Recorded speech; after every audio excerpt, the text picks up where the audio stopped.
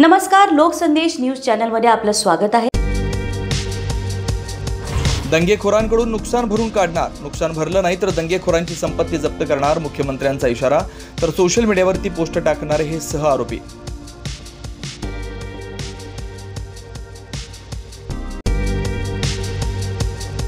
कुराणातील आयत लिहिलेली चादर जाळण्याची अफवा पसरली, सोशल मीडियातून अपप्रचार झाल्यानं जमाव जमला, मुख्यमंत्री फडणवीसांचं वक्तव्य।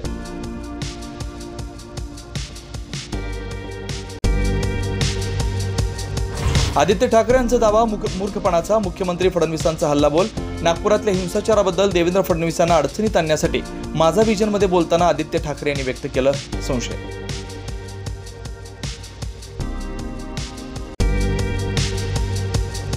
नागपूर हिंसाचाराचा पहिला बळी जखमी, इरफान अन्सारी यांचा मेयो रुग्णालयामध्ये उपचारादरम्यान मृत्यू।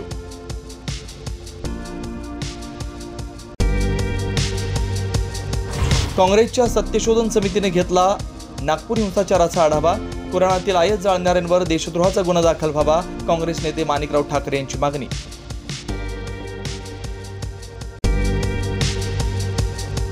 नागपूर हिंसाचार प्रकरणी आणखी 14 जणांना अटक केलेल्यांची संख्या आता 105 वर, 10 गुन्ह्यांमध्ये 1200हून अधिक दंगलखोरांवर विरोधात गुन्हे दाखल।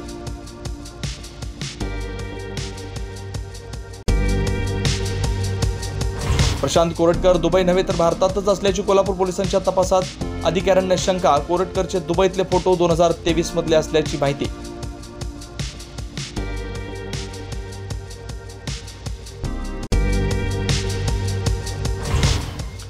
प्रशांत कोरटकरचा पासपोर्ट जप्त करा, इतिहास संशोधक इंद्रजित सावंतांचा पोलिसात अर्ज, कोरटकरच्या कथित पलायनाचे फोटोही व्हायरल झाल्यानंतर अर्ज दाखल।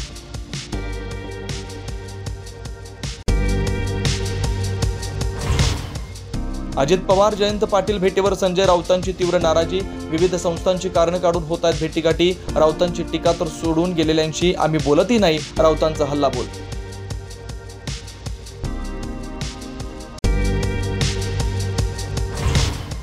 मनसेच्या शिवाजी पार्कवरील गुढीपाडवा मेळाव्याला मुंबई पालिका पोलीस प्रशासनाची परवानगी, महापालिकेची पक्ष बांधणी ते महाराष्ट्रातील राजकारणावर राज ठाकरे काय बोलणार याकडे उत्सुकता।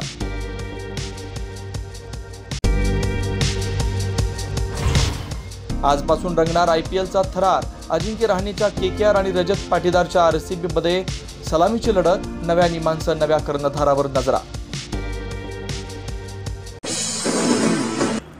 अशाच विशेष घडामोडींसाठी आमच्या YouTube चॅनलला सबस्क्राईब करा, फेसबुक पेजला लाईक करा आणि इन्स्टाला फॉलो करा।